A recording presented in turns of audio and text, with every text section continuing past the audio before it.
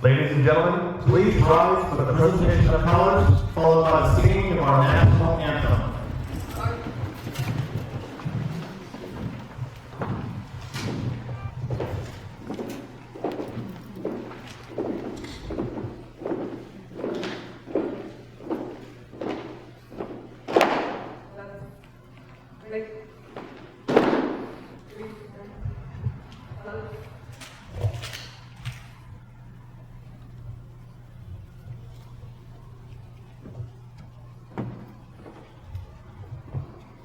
Oh, say, can you see by the dawn's early light what so proudly we hailed at the twilight's last gleaming, whose broad stripes and bright stars through the perilous fight o'er the ramparts we watched were so gallantly streaming, and the rocket's red glare, the bombs bursting in air, gave proof through the night that our flag was still there. Oh, say, does that star-spangled banner yet wave o'er the land of the free and the home of the brave?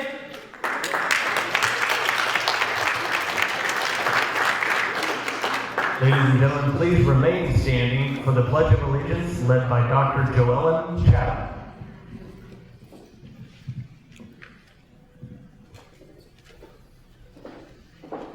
Benjamin Franklin, our founding father, once said that wherever liberty was, that was his land.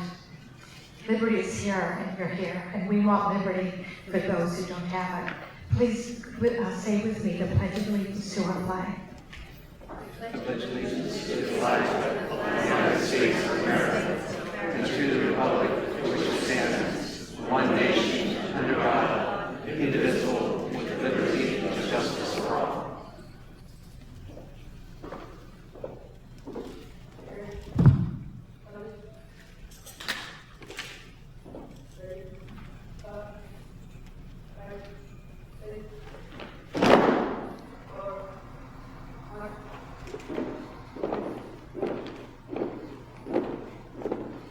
Please give a round of applause to the high school program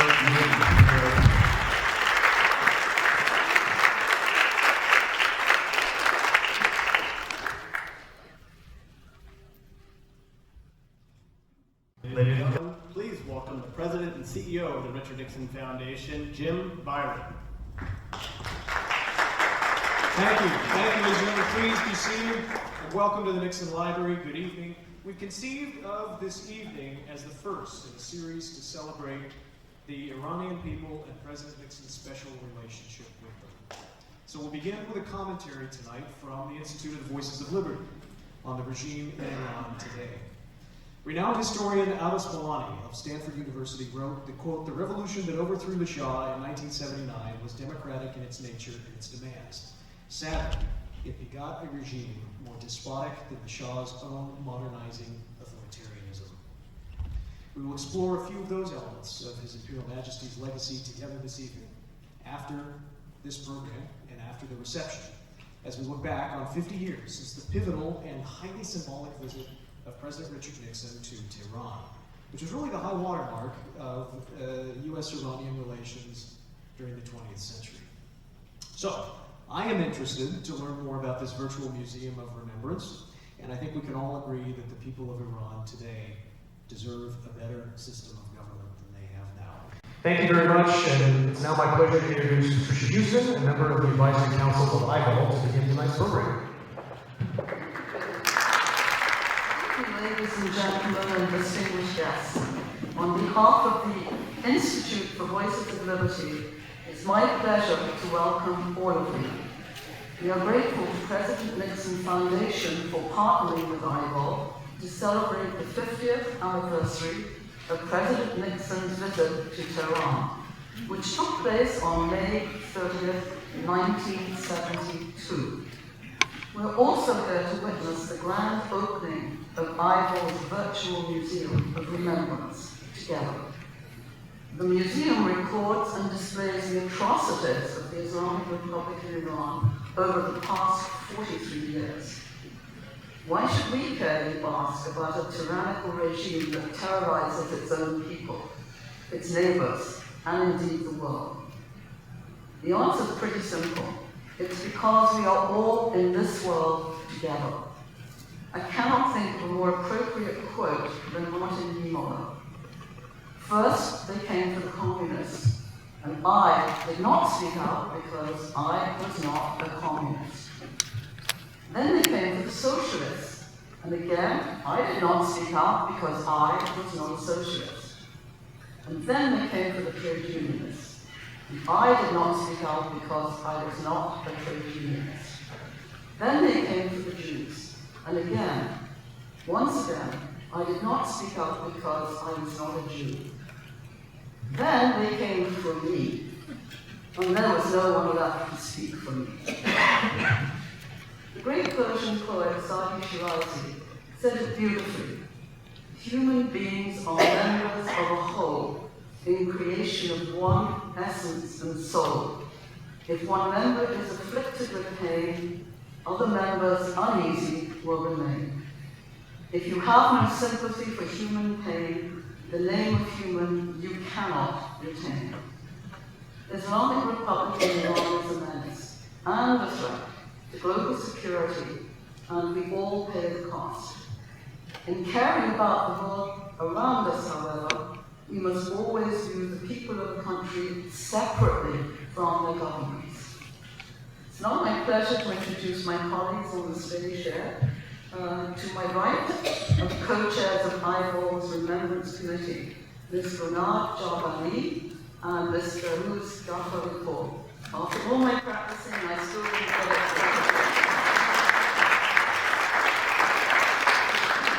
it. Both are accomplished community leaders and activists who've been fighting tirelessly on behalf of the freedom-seeking people of Iran for over 4 decades. To my right is the Honorable Bijan Arkian, and Mr. Samuel Khamenei is on my left. The Honorable Bijan Kian serves as the president of the Institute. Let me tell you a little bit more about him. As a senior trade and national security professional, he has been confirmed twice by the United States Senate and has served under 3 consecutive US administrations, reporting directly to 2 presidents of the United States. In his last position, he served as the deputy lead on the Office of Director of National Intelligence during the presidential transition in 2016 to 2017. Mr. Sam Khamenei is a foreign policy and national security commentator. He served for over 25 years as the Secretary General of the Iranian-American Jewish Federation. In 2004, Mr. Khamenei and Honorable Kian served jointly as co-chairman of the Bush-Cheney presidential campaign in California. We have one distinguished guest who could not be here with us in person, but he does have a message for us, and you will be able to see it on the screen behind me in a moment. And the message is from His Royal Highness Prince Reza Pahlavi. And we will be talking about this a little later in the evening. I'd now like to ask Ms. Jahan Bani for her opening remarks. Thank you. Ladies and gentlemen, thank you for joining us today. On behalf of my colleagues, I would like to express my sincere appreciation to Nixon Foundation for partnering with us to keep the legacy of President Nixon as a unique world leader and friend of the Iranian people alive. I'm honored and humbled to be on the team that made iVOL's Virtual Museum of Remembrance a reality. This is just the first step. We shall continue to keep the memory of the victims of the crimes and atrocities of the Islamic Republic alive for the world to see and remember. This is the result of the work of an all-volunteer team. They know who they are, the artists, the editors, the historians, and all those who work so tirelessly on this know who they are. We are forever thankful to them. Not a penny was asked from or received from any government or group. This project is entirely funded by individuals who care about what Mr. Niemöller and Sadi said. I trust you all care as well. This is what we could do to get the museum started. Where it goes from here is up to you. We shall continue to serve this glorious cause of liberty, and we ask that you help us keep the torch of liberty high and the flame of freedom alive. Thank you.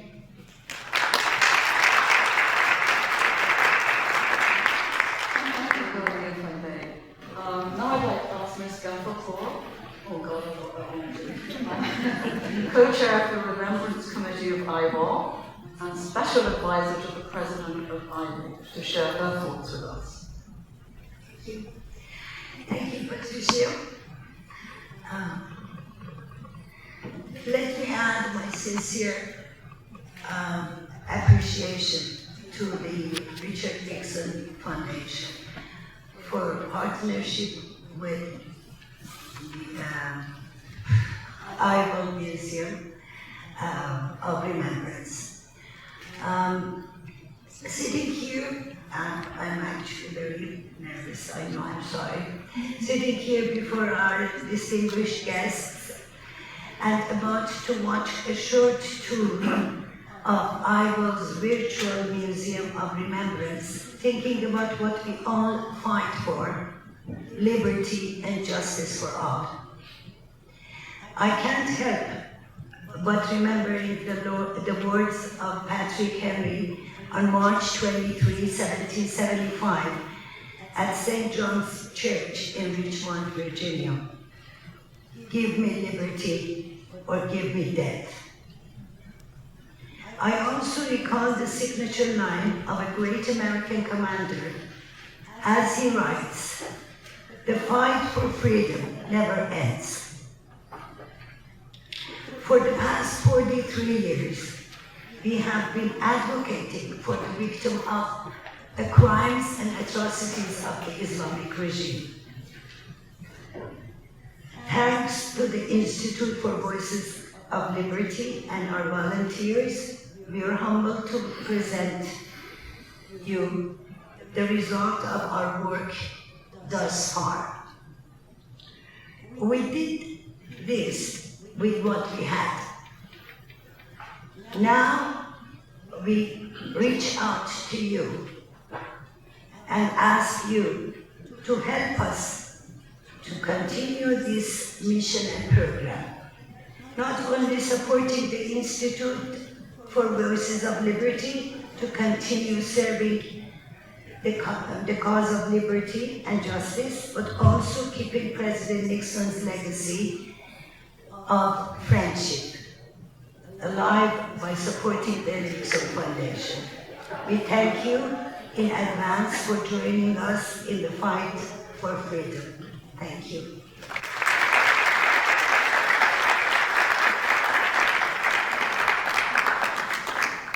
Thank you. Now it's my pleasure to introduce Mr.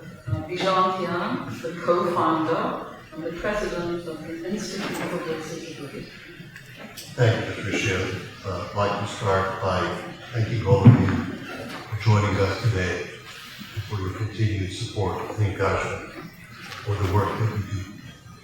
On behalf of Sam Shimani, our co-founder of the Institute, and myself, and everyone at iVOL, I'd like to express our appreciation to our friend, Charlie Chang, member of the Nixon Foundation and member of the Advisory Council.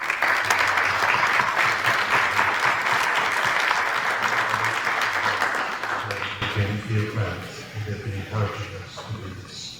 I also like to thank Dr. Joel Chatham, also member of the Advisory Council of the Institute for Voices of Liberty.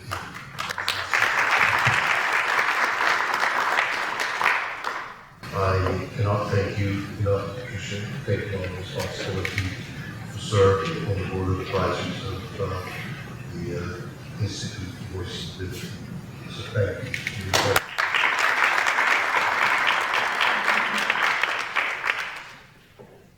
On behalf of Dr. Badia and the iVOL family, I'd like to thank the entire Board of Trustees, Nixon Foundation, specifically Mr. Jim Park, who's been supportive and encouraging in planning all of this event together with us.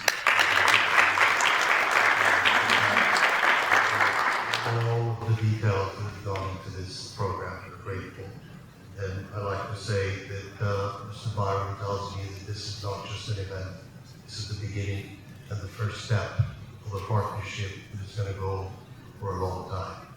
And its purpose is to keep the legacy of President Nixon and what President Nixon did for the Iranian people, for the region, for the world.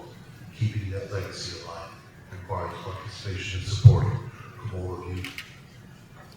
I'd like to take a moment and share with you just a little bit about what the Institute for Voices of Liberty stands for. Why was it created? Why are we here?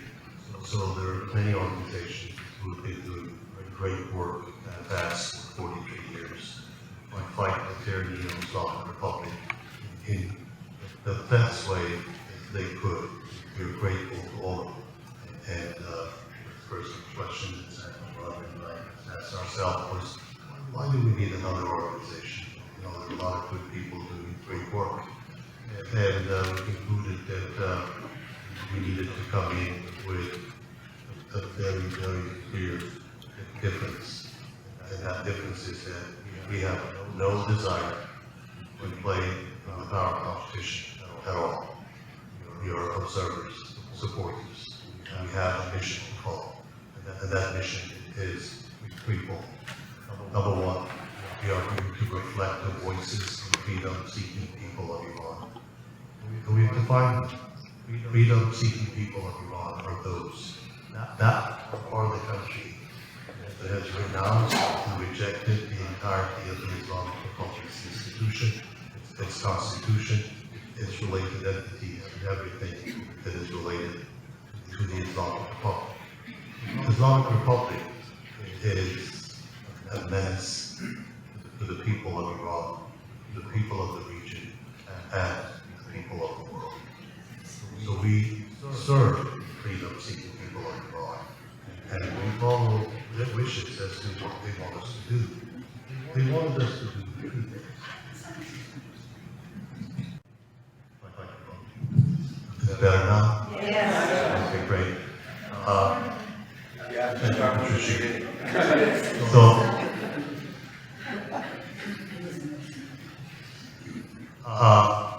So we follow the freedom-seeking people of Iran and their wishes. We're very specific. We talk to them every day, whatever means we have. And thankfully, the age of information is not too difficult to hear what they want to say. What they said is, look, reflect our voices, but not just repeating what we say in translating it from Farsi to English. Make the translation in political form so that policymakers in the United States and other places in the world can understand why they should care about what's happening to us, to the people of Iran. That the political translation is what iVOL does. They also told us to support anyone or any organization that does the same. And that's what iVOL does. And they also said, there's another important task, and that is to counter misinformation, propaganda, and you're all familiar with the words, the famous words of senior staff at the White House that once said, we create an echo chamber. So that echo chamber may be containing misinformation and propaganda that is mimicking or repeating or reflecting exactly what the Islamic Republic leaders want you to hear. So the Institute is here to make sure that we reflect the real voices and counter the propaganda. Now, you will ask the question of what has the Institute done? The Institute has been in formation about 4 years old, and in actuality, about a year and a half into action. And we've done that. We've done what the people of Iran asked us to do, reflecting their voices, carrying the message to lawmakers. It's interesting that the letter is submitted to Senate Foreign Relations Committee, Senator Bob Menendez. Senator Menendez, almost verbatim, we're very grateful to you for reciting almost verbatim the contents of the letter that was submitted to you in describing why exactly it is not to the best interest of the national security of the United States for the JCPOA to be revived. In carrying the message to other countries, Sankimanian led a major effort to organize a mission to Israel to carry a message from the people of Iran. That message was to officials. It was semi-formal public diplomacy mission. It was very difficult to arrange, very high level, and I'm very pleased to tell you that Dr. Amir Hamidi, together with Mr. Adam Lovinger, co-chaired the delegation, Dr. Imam Bultan, along with others who included former Deputy National Security of the United States, Dr. Victoria Coates, Mr. Benkodakovsky, the State Department, Mr. Adam Lovinger, Mr. Ali Kwani, also members of the Board of Trustees of the Institute for Voices of Liberty, to accompany this mission. The message to the people of Israel and the government of Israel was that please distinguish, as Patricia said, the difference between the people and the governments. And that was exactly the message.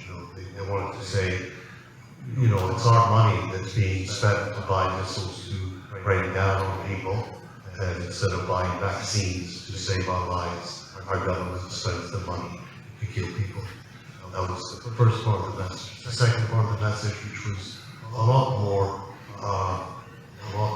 deep in history, was look, we've always been friends. We have no idea why some people in Tehran shout death to Israel. For what? Why? For what reason? What did Israel do? There's a lot of challenges that the youth in Israel and the youth in Iran can work together to address. And that's exactly what we've done. In countering the propaganda, we continue to do that. And the work that you see here with the museum is a part of that.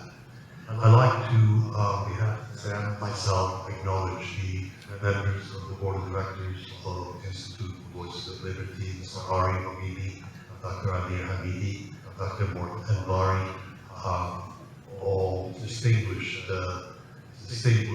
members of the society with a career in public service. Dr. Hamidi, former Department of Justice official, diplomat, and a national security professional.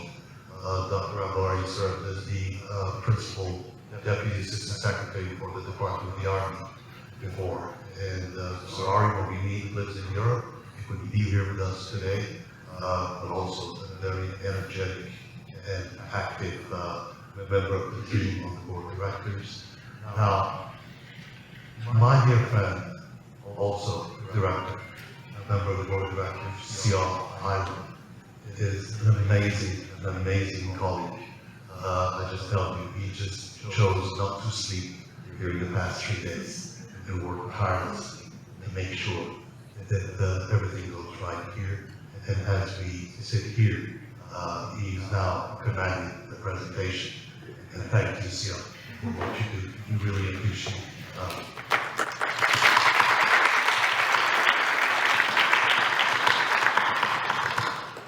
I'm also very grateful to my two bosses here, the ladies to my right. They keep everything in order, and as of like half an hour ago, I was receiving instructions from them as to what to do, and I dutifully do what they say.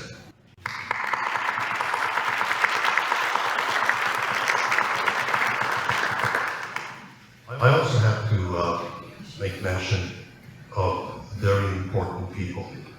They're all over the world. I won't be able to tell you where they are exactly, but they are working very hard day and night to make sure that this fight against the tyranny of Islamic Republic is a fight that is going to be a victory at the end. They know who they are. I want to thank them for their contribution. One of them is leading a very important initiative together with a number of professionals. And that initiative is to focus on the future of Iran. And these people, like I said, they're Iranians, they're dedicated, and they're very brave. We're very grateful to them. And hopefully soon you will meet them. They'll be able to come here to the freedom and tell you about how brave they are in fighting this fight. In doing the work that you will witness tonight, you're also a group of people who know who they are, and they also put in a lot of work to be able to make this possible. I cannot thank the individuals who work every day to fight this terror. But let me tell you a little bit about going back 50 years ago. 50 years ago, on May 30th, 1972, the President of the United States, Richard Nixon, visited Iran. That visit changed the complexion of the country, its place in the region and the world for the ensuing 7 years. The third and fourth economic programs of the country were enacted. There was a lot of support. President Nixon developed a personal relationship with His Imperial Majesty Mohammad Reza Shah, the late Shah of Iran. And that relationship was so solid that in the final ceremonies of His Majesty in Cairo, the only American head of state was present was Richard Nixon, President Nixon. There was a lot of pushback at that time because although the United States government policy, official policy towards Iran was a favorable one, it was the kind of policy that received a lot of pushback from the other side of the aisle. And President Nixon was just determined, in his view, that this was a country with a leadership that could be an ally of the United States. To this day, it's important to remember that legacy because what happened after those 7 years, we won't get into, I'm trained as a diplomat, and I'm not supposed to talk about who did what, but you all know what happened. Policies changed. As a result of that, the unholy birth of Islamic Republic took place. And as you all know, dictators have something in common, all of them. They hate history. They want to erase history. They don't want anyone to know what happened before them, and obviously they don't need to know. They don't want people to know what they did, their crimes and atrocities. That is the main reason why Institute for Voices of Liberty took it upon itself to start this effort to create a virtual museum of remembrance. Now, as my colleagues mentioned, this is just the first step. It's not perfect, it's not complete, but it's the beginning. And what we're asking is, if you like what the Institute is doing, think about finding a way of supporting this effort. It cannot be continued. As my colleague mentioned, we receive no financial support from any government or any entity. While we may in the future go to qualified sources for financial support, but we haven't done that so far. It's all about people of iVOL who win. So our ask from you is please consider if this is important. If you think this needs to be continued, please consider supporting the Nixon Foundation, our partner in this program, because we find this place as our home, because the word liberty echoes so deeply right here. Please consider supporting the Nixon Foundation. Please consider supporting the Institute for Voices of Liberty. And at this point, what I'd like to do is to invite you to join me, Patricia, and Kimani, my colleagues, for a brief tour, a virtual tour of the Museum of Remembrance. And I hope that you see the crimes, the atrocities, and feel the same way as the people of Iran. Nothing but their freedom to be given back to them.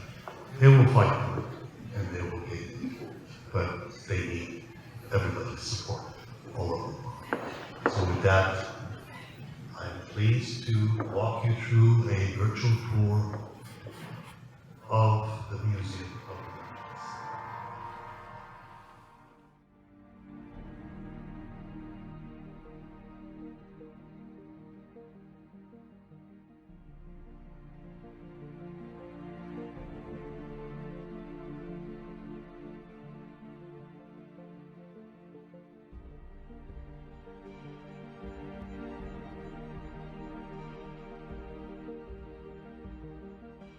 Welcome to the Institute for Voices of Liberty's Museum of Remembrance.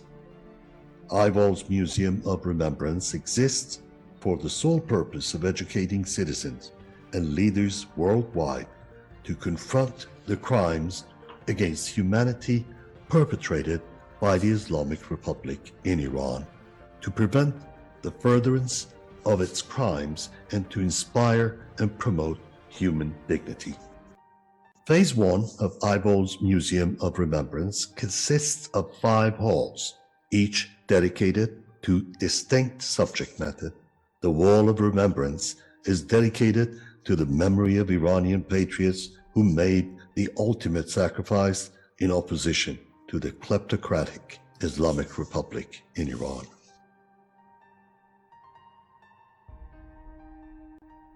The Museum Wall of Names is a partial memorial to the victims of the Islamic Republic's 4 decades-long reign of terror. The Islamic Republic in Iran's reign of terror began before assuming control of Iran in February 10th of 1979. For the last 4 decades, Iran has been the crucible of the world's 3rd major ideological challenge, after fascism and communism, to liberal democracy. In pursuit of its goals, the Islamic Republic in Iran has left behind a genocidal trail of bloodshed and violence. This hallway is dedicated to the memory of its victims. Iran's internationally recognized unknown soldier was a sergeant first class of Iran's Imperial Army who gave his full measure in defense of Iran during the Zofar War of Oman in 1976. He was one of 719 casualties in this war against communism. The Islamic Republic in Iran has removed this fact from the pages of Iran's history.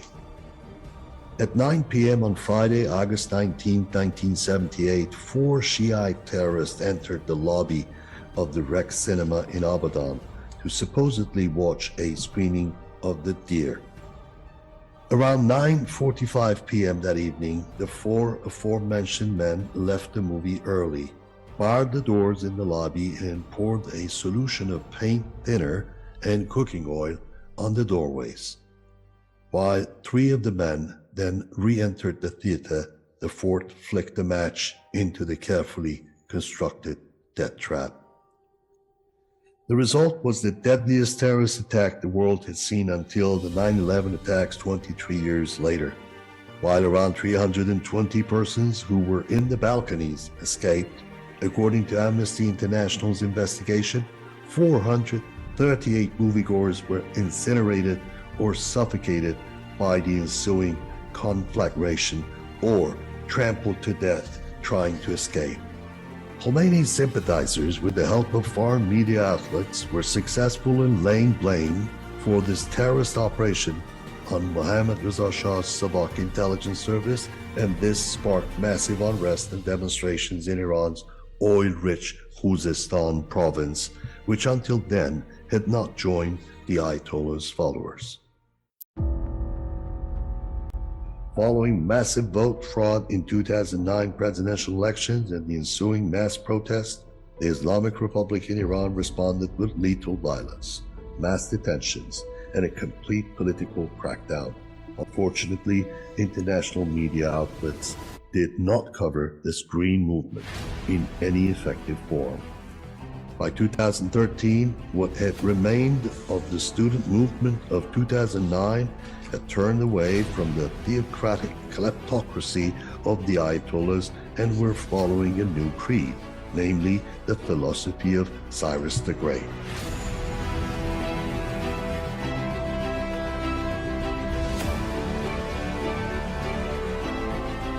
Puya Bakhtiari was shot in the head and back by an RGC commander on the evening of November 16, 2019, during a peaceful protest in Karaj. In one of his last videos posted to social media, he proudly proclaimed, "I am also somebody's son." Navid Afghari, an Olympic wrestling champion, was executed in Shiraz on trumped-up murder charges on September 12, 2020. This was the first instance that the Islamic Republic in Iran faced an international political and media backlash following one of its unjust executions. Neda Agha Sultan was shot in the head by a Basiji militia sniper on the afternoon of June 20, 2009. She had only gone into the streets to witness the protest in person. She had not even voted in the fraud-ridden elections.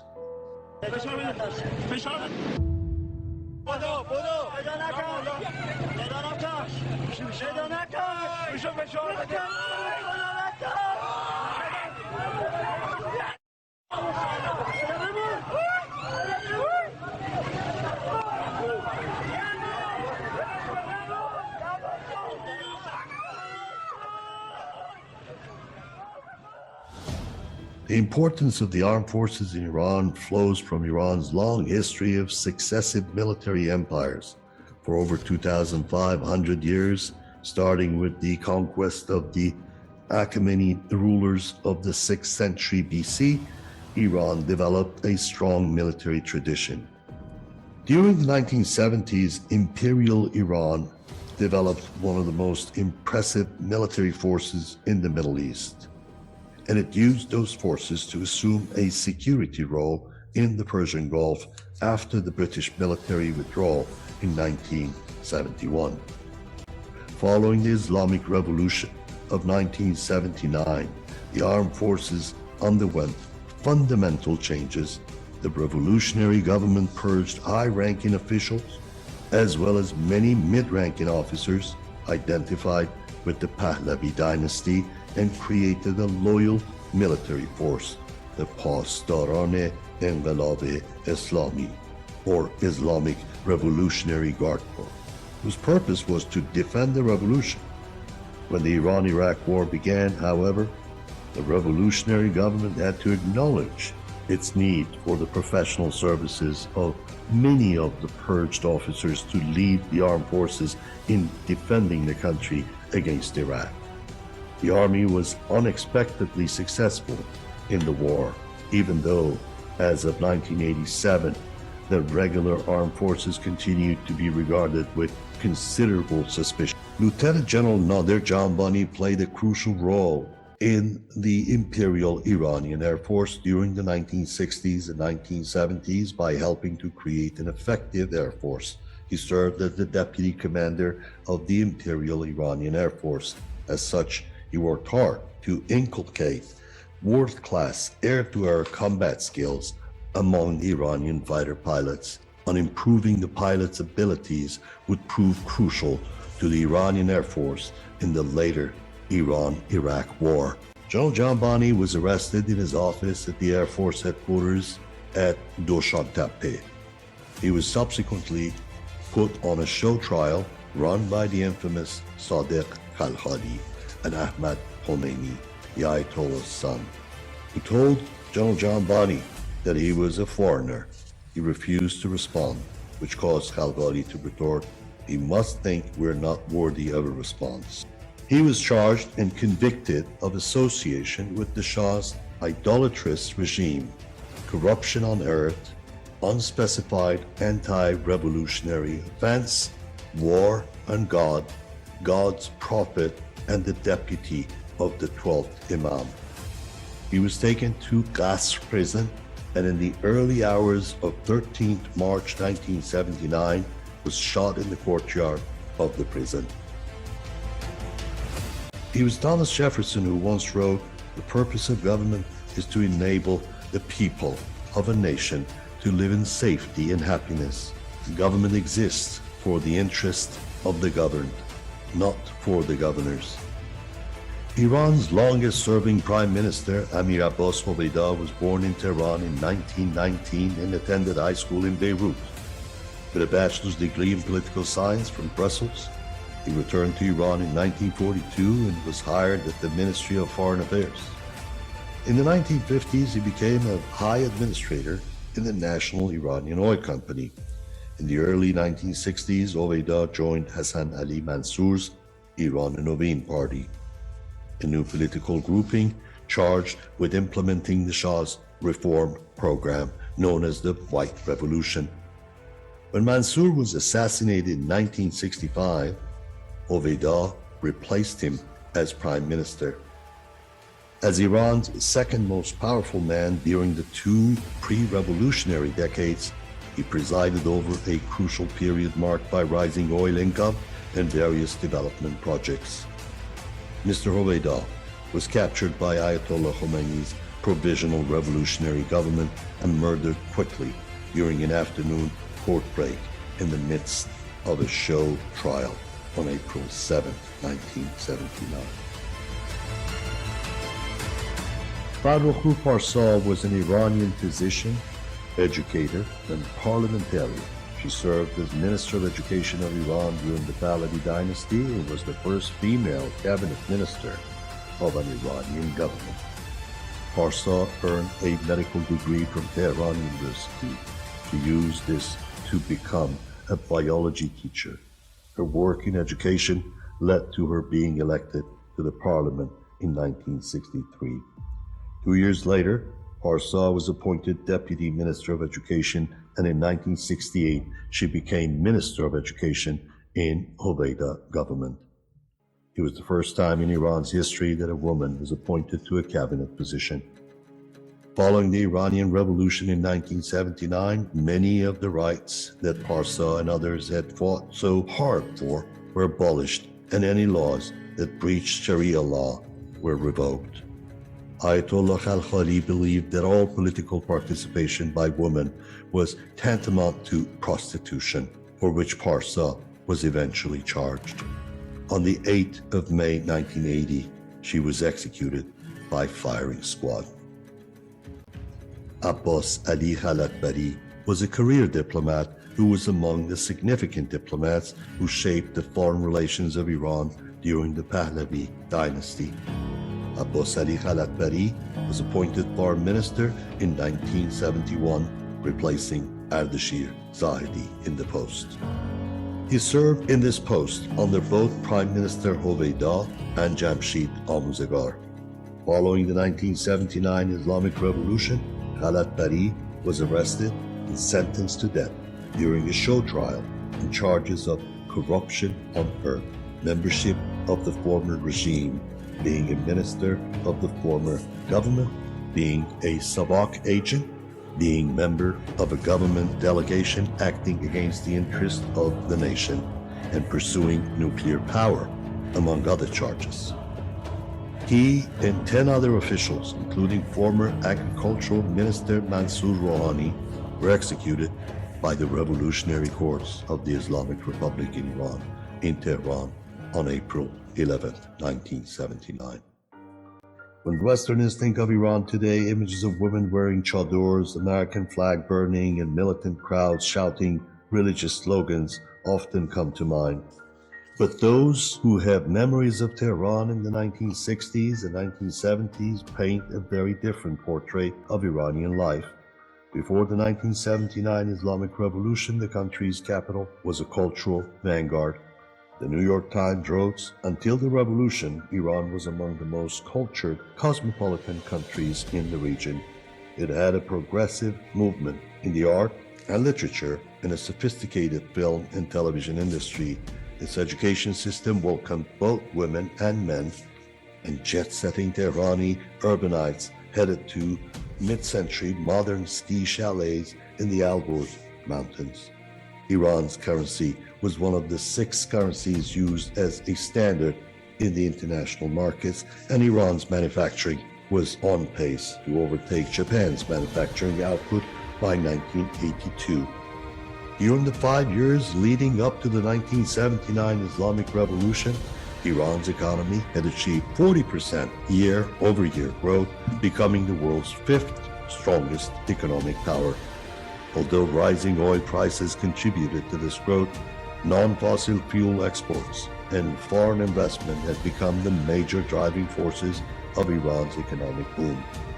During the 5 years leading up to the 1979 Islamic Revolution, Iran's economy had achieved 40% year-over-year growth, becoming the world's 5th strongest economic power.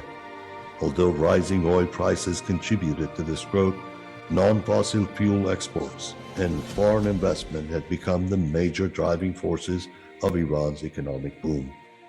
With Mohammad Reza Shah's heavy investments in infrastructure and higher education in the late 40s and 50s, a strong manufacturing foundation had been laid out that began to bear fruit in the 60s and 70s. Industries which had begun as simple assembly plants in the 50s had turned into leading design and manufacturing plants in the 60s and 70s, with their products such as plastics, electronics, and vehicles competing head-to-head with Japanese products in Eastern Europe, Africa, and the Middle East. Iranian culture, because of its geographical location as the center point where East meets West, is a historical melting pot of both cultures. As hard as the Islamic Republic in Iran has tried to purge all Western culture norms, it has failed miserably in that respect. This failure can best be described as Islam's second cultural defeat. Iran is the only nation that did not adopt the Arabic language after the Islamic invasion 1400 years ago. Persian art, also referred to as Iranian art, is an art form made up of many mediums that include painting, pottery, sculpture, metalworking, calligraphy, weaving, and architecture.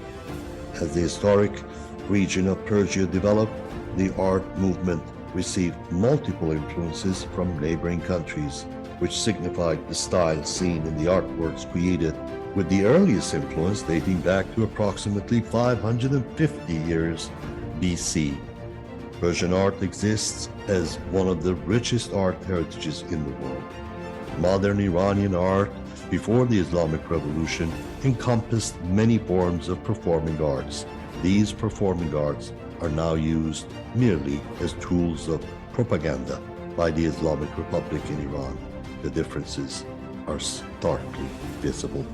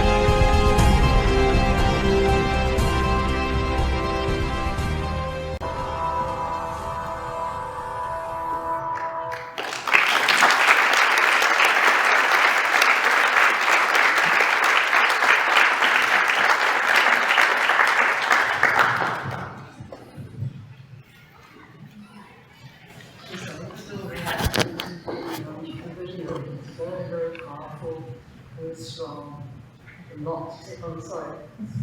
I'm just saying, You can bring it closer. okay. I'm just saying that was a very, very powerful video and an enormous amount to take in. And for me, who's not very familiar yet with the story of Iran and what's been happening there, it was very moving and extremely disturbing. And I can only wait to see what else you're going to do with that video. I mean, I think it's quite simply astonishing. Okay, we do have time, I understand, for a few questions, and you should have all been given. Cards with something to write on. And so if you have a question, you want to bring it up to Sam here, that would be perfect. In the meantime, I do have a couple of questions, so I'm going to start off with those, if I might. The first question is for you, Bijan, and is what are the key programs of iVOL? Two main programs. What you just saw is the project led by Gulnar Janbani and Firuzeh Raparpour as the co-chairs of the Remembrance Committee of the Institute for Voices of Liberty. And as you saw, the intent of this virtual museum is to record for the whole world to see and never forget the crimes and atrocities of the Islamic Republic over the past 43 years. And this is just the beginning, Patricia, distinguished guest. This is neither complete nor final. It needs a lot of work, and it needs to be expanded. What you just saw is just a very brief tour of 5 halls, each dedicated to a particular group of victims. It's important to mention, Patricia, distinguished guests, that there is no discrimination about any political group or any activist, regardless of their ideology. If they fell victims to the atrocities of Islamic Republic, they will be remembered, regardless of what their ideology and political persuasion was. So this is the first project. The second project is done under the Imagine Committee. The Imagine Committee of iVOL is led by Professor Raham Parham and Mr. Adam Lovinger. Together, they focus on the future. As a museum looks at the past, the Imagine Committee focuses on the future with 2 goals. Dr. Parham and Mr. Lovinger have put together a program approved by the board of directors of the Institute for Voices of Liberty, which basically does 2 things. It encourages political activists to organize and develop shared and common interests. We recognize, they also recognize that there are political differences, so the issue is not uniting, because that would be very difficult to get one political persuasion to help another one. It's a competition.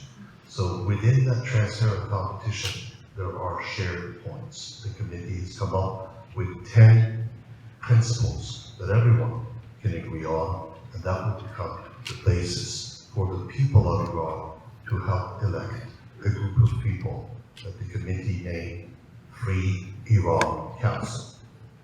They would be recognized as representatives of the Iranian people, and there's an effort on the way. It may take time, so we are under no illusion that political action of this nature takes time, energy, and it's not a fast process. But their goal is to form, to help form, to encourage the formation of Free Iran Council on the one hand. And second, they encourage the Iranian people agreeing on those 10 principles to be able to write the new constitution of a free Iran. Now, people have done a good job in trying to write a constitution. I'm told, I'm not an expert, but I'm told that writing a constitution is not really that difficult. All you do is you can take, in my view, the best document ever written by the hand of man. That is the Constitution of the United States, and lodge that. But that's not the only one. That's not the only one. You could take any constitution in the free world and use it as a template. So that is not the challenge. The challenge is to make it so simple that everyone can agree on a set of principles. Why? Because the Islamic Republic claims that the people of Iran chose this system of government, and they chose the constitution they call the Constitution of the Islamic Republic. What the people of Iran want to do is to take away their permit to be able to do what they're doing, which is inaptitude at unbelievable levels, institutionalized corruption, and basically stealing Iran's national assets. So these two main programs, one looking at the past, the other one looking at the future, are the major initiatives of the Institute for Civil. Thank you, Bijan. I think everyone can agree that those two aims are absolutely perfect. It's going to take a lot of time and effort to accomplish them, but I think with the people you have on your board, you're going to do it. I'm convinced of it. Next question, and I had this question provided in several different ways, and I'm going to ask Sam to address this. Who provides the finances for iVOL? And that probably comes into the past. Who's been raising data? Where do you see funds coming from? Thank you very much for this very important question. Before I answer it though, let me also join in thanking the leadership and the staff of the foundation. Thank you so much for having us and for helping us make this presentation. I want to thank our incredible president and his better half for everything that he's been doing. Bijan talked about Syria not sleeping in the last 3 nights. Bijan has been sleeping for the last 3 years. And our incredible, wonderful coaches who led this project together with a number of other people in 3 different countries, 3 different continents. Most of the technical work of this virtual museum was done in Iran by Iranian artists because it was supposed to represent and reflect the voices of the people of Iran. And of course, Ms. Houston, Ms. Adam, thank you so much for everything that you've done to help us. As to the question, where do we get our finances? When we started this project, Bijan and I, together with the core group that joined us, had one motto, and the motto was that we have done so much for so long with so little that we are not qualified to do anything with nothing. And that's what we've been doing.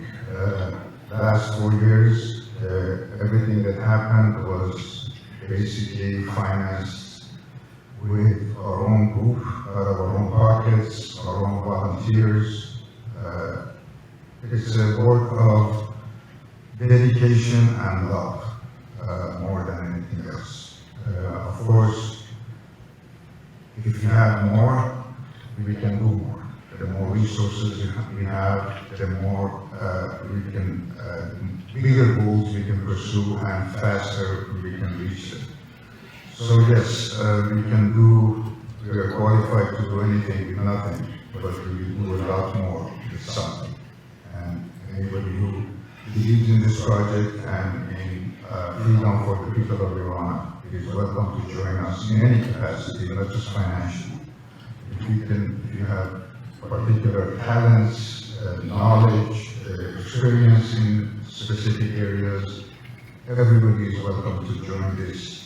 We'd like this to become a grassroots, large movement that will encompass not just the freedom-loving people of Iran, but anybody who believes in freedom for the people of Iran. Thank you.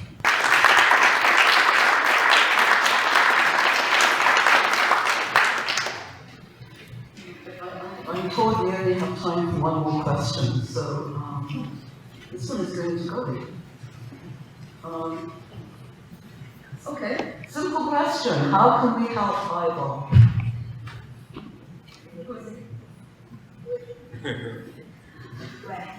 I I think the best way to help the iVOL is to make us to finish the very, very important, great historical museum that we have started.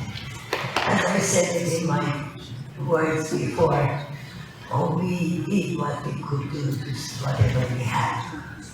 But we need everyone to help iVOL Institute for Liberty, Voices of Liberty, to help us to reach the liberty, justice, and freedom.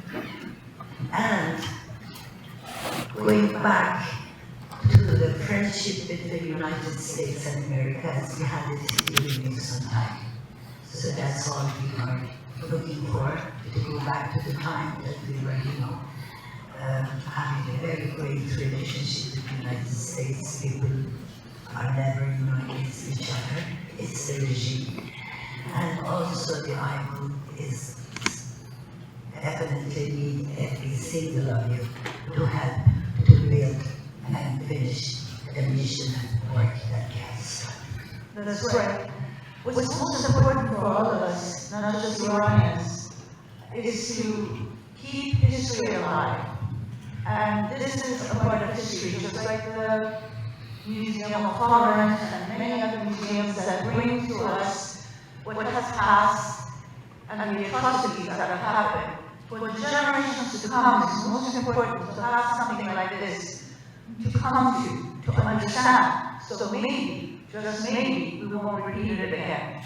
So I think not just for Iranians, but anybody who believes in humanity, philanthropy, and history, it's most important to make this a reality, not just a virtual tour, but an actual museum that can be touched and felt by everyone all over the world. These are lessons that we don't want to forget, and these are most importantly important issues that our generations that are coming up need to understand and know what has happened.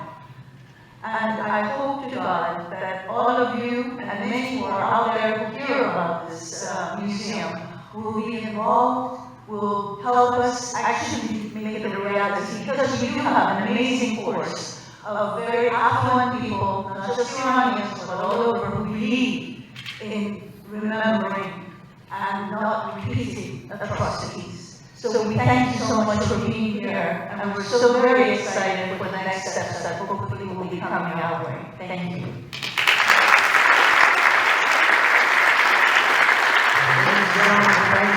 Thank you to our panelists this evening, and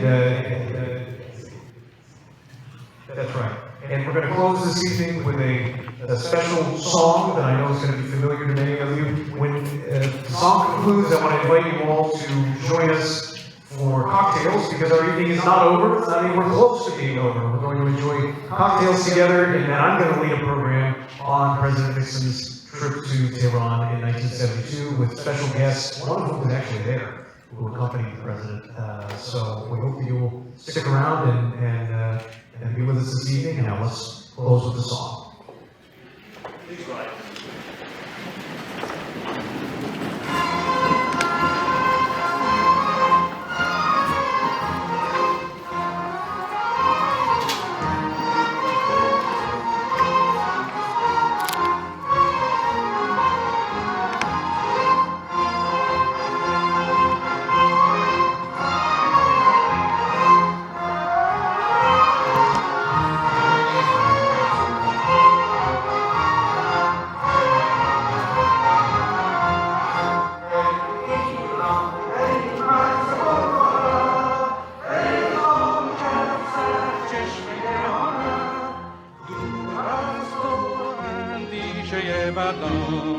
پاینده مانی تو جاودان